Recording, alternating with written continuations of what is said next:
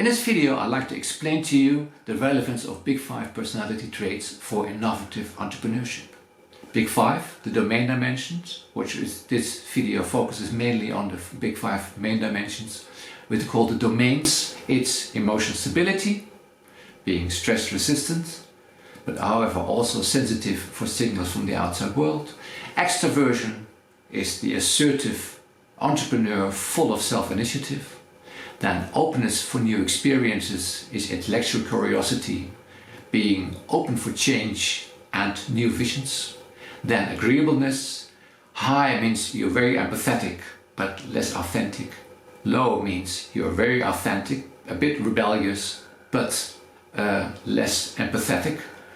And then conscientiousness, this Big 5. Emotional stability, extraversion, openness to new experiences, agreeableness and conscientiousness.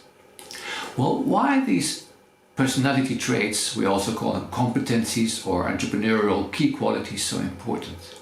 Especially for innovative entrepreneurship. Because, well, let's take an example. Here in Holland there's this guy called John de Mol, and he's a really innovative entrepreneur and he's very successful. He has sold his show, The Voice of Holland, all around the world. The Voice of America, The Voice of Germany, The Voice of England. And he's really earned a lot of money. So what is a major characteristic of this entrepreneur? Well, that's his really very highly intelligent capacity to detect new business opportunity. He thought about a lot of TV formats which have been copied all around the world, but he's still successful by renewing his vision. Well, entrepreneurship is about new visions, detecting new business opportunities, but then you got to be pragmatic and translating them into what we call business opportunities, exploitation, and that means creatively and flexible implementing your innovative business strategy. So if you're selling beer to pop festivals, you don't need innovation, you don't need Big 5, but you need a very well organized company, a small company with very good and very efficient logistic procedures, and your business strategy depends highly about the sharpness of your price. Yes, but for innovative entrepreneurship, if you're in the energy transition, or if you want to sell a brand new fashion brand, or you're into media or into high technology, it doesn't really matter. Then if you want to be innovative, and you need to be innovative or even disruptive, disruptive means you're really unique, like the SMS. Nobody uses SMS anymore, everybody uses WhatsApp or other media. So WhatsApp was a disruptive product. So if you are in the disruptive market, if you need to be innovative, then personality really matters.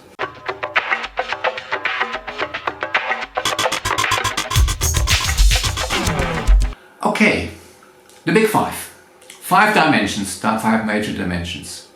Emotional stability, often labeled as neuroticism, but I'd rather stick to emotional stability. It's much more valid labeling of this dimension. Extraversion, openness to new experiences, intellectual curiosity for new ideas, then agreeableness, and then conscientiousness. 5 dimensions. Well, let's start with the second one, extraversion. Actually, extraversion describes or identifies the key competencies, the basics of entrepreneurship. Why? What's the big difference between a manager working for a big company and the entrepreneur? The entrepreneur is very much self-directed. He's full of initiative, and also he has this very positive outlook on human behavior. He said, if people behave like this, and especially maybe my future customer, I could offer him these services or products with this unique added value. Introvert people are more introvertly oriented. They live in their own world. I should accentuate they're not shy, but they have less initiative, are less self-directed, and maybe their talents are related to more working in bigger companies where they get an assignment. But if you love entrepreneurship because you love to realize your own beautiful ideas, you want to be passionate about what you're doing, then and you're lower in extraversion, well then take care that you're full initiative. Whilst you interact with people, you gotta enjoy this interaction and translate it into some kind of intellectual, emotional synergy. What is this contact bringing to you? And also think about your positive outlook, because lower scores on extraversion, 1, 2, 3 and even 4, means that you have a more negative outlook. You're more skeptical about human behaviors. And an optimistic view is very important to see chances.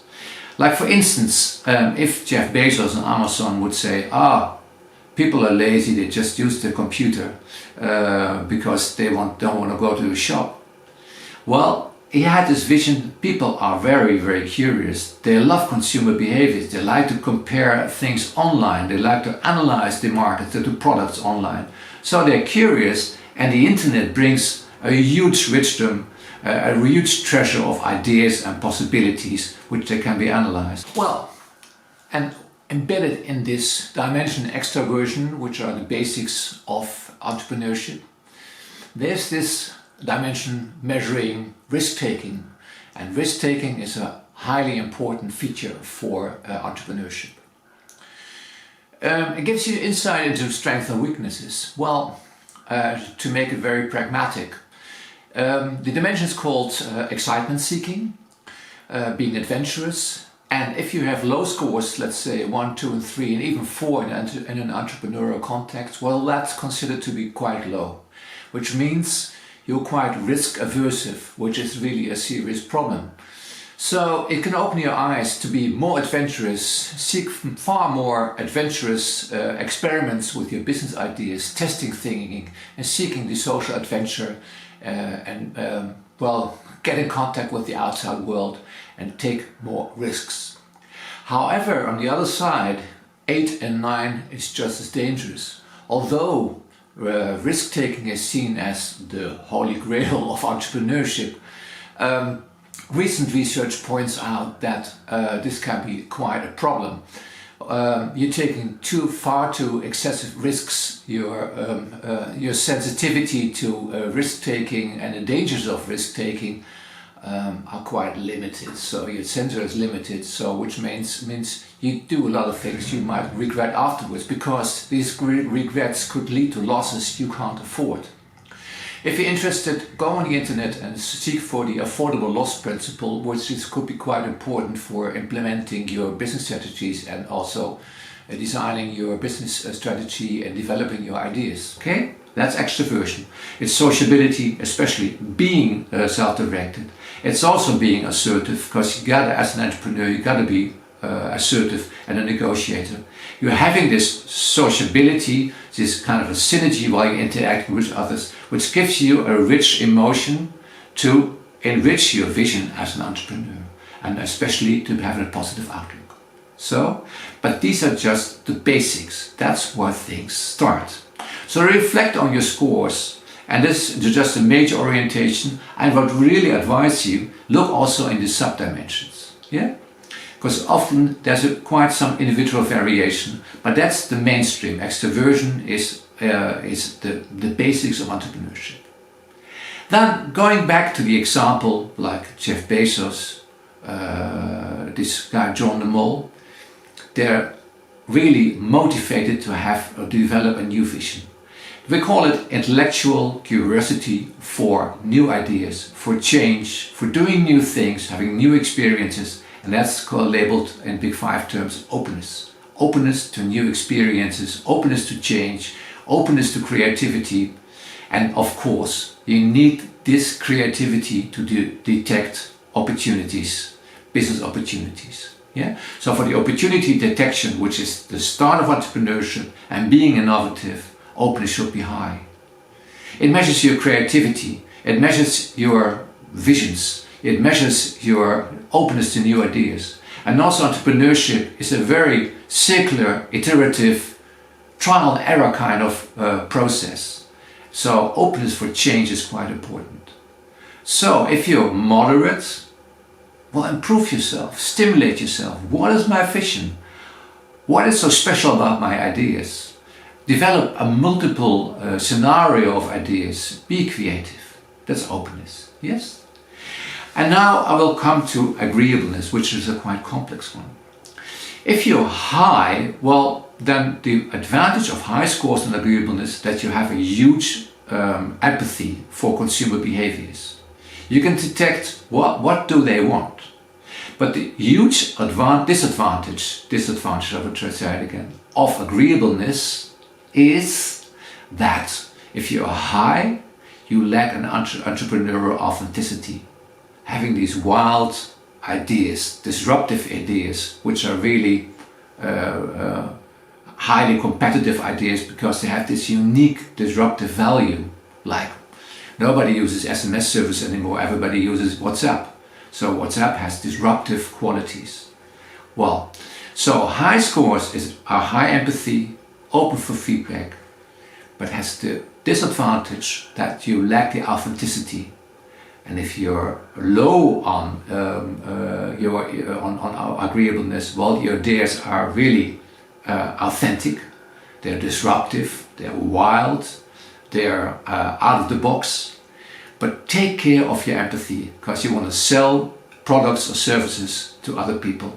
So take care that if you're implementing your products and there's something wrong with the implementation, that you analyze your consumer behaviors. So it means strengths and weaknesses, high and low, and I explained all these advantages and disadvantages.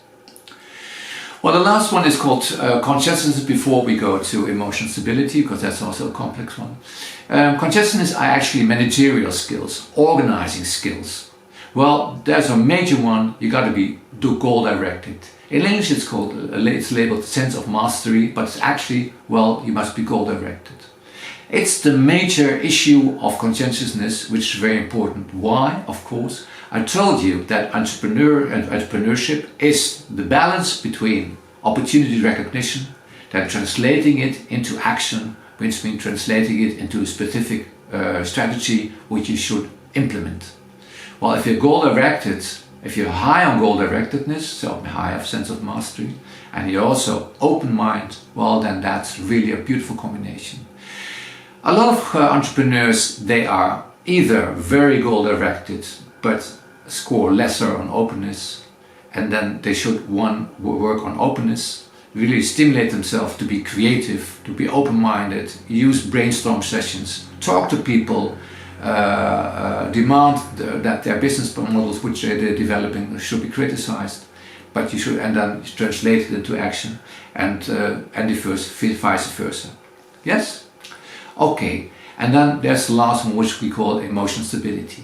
There's a lot of parallels with agreeableness. If you score very low on emotional stability, then you lack the sensor that when people or customers or business coaches give you some feedback, there's very, very little alertness or very little arousal. That the arousal level in your body is very, very low when people give you criticism or send social signals that something is wrong. Why? Because you're very stress resistant. Very low scores on emotional stability means that you're very, very stable. But strangely enough, I found it out by my own research, these low scores have this disadvantage that you're not alert when important social signals should be welcomed as, well, I gotta really improve my product or my entrepreneurship. If you're high, talk about this with your business coaches, then you're stress resistant, you find it hard to cope with stress.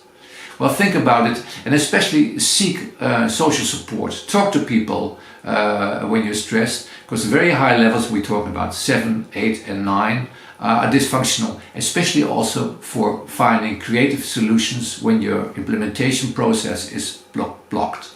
Yes, so with frustrations, and that's also very high, very important entrepreneurial quality. When your strategy is blocked by frustrations, you got to learn from frustrations, and people with very high don't use this frustration to renew or improve their models. They say, oh, let's have it, and they stop being entrepreneurial, or they stop with all their ideas and beautiful plans. Why? Because they're so tense they don't find creative solutions for complex problems. So, let me summarize the whole thing. We started with extraversion. It's the basics of entrepreneurship. Initiative, being adventurous, but it's the basic. Initiative, positive outlook, interacting with people, being oriented on the outside world. Then openness, that's your creativity, developing an entrepreneurial and innovative and entrepreneurial vision which directs you to being successful. Agreeableness, high means you're very empathetic on a cognitive and emotional level. You're open for emotional feedback, but take care that your ideas are authentic. This is really surprising. The other way around, if you have low scores on agreeableness, you're quite authentic, you're quite rebellious, you're not dependent on groups to get creative ideas. But when things go wrong, you lack the sensitivity to understand why your customers are critical about your ideas, why they're not so enthusiastic. You find it hard to detect perspectives which are very different than yours. Yeah, agreeableness. And then conscientiousness means you're goal-directed, which is the most important one. It's your organizing qualities, organizing procedures, being goal-directed, organizing processes, working in an orderly way. Yeah, so which is also important. But the mainstream is being goal-directed, and it should be combined with your creative, innovative vision on business opportunities. The last one, emotional stability, means low scores. Take care that you're open for signals of important customers, business coaches, telling you should improve yourself. And especially you lack the alertness when these signals of feedback is offered to you in a kind of a modest way. You will lack the alertness to detect from, hey, what this person is saying to me, or what these signals coming into my entrepreneurial world should tell me. I lack the alertness. High means take care that you seek social support, and especially when you're frustrated as an entrepreneur. The big five. Emotional stability, extraversion, openness to new experiences, agreeableness and consciousness. Good luck.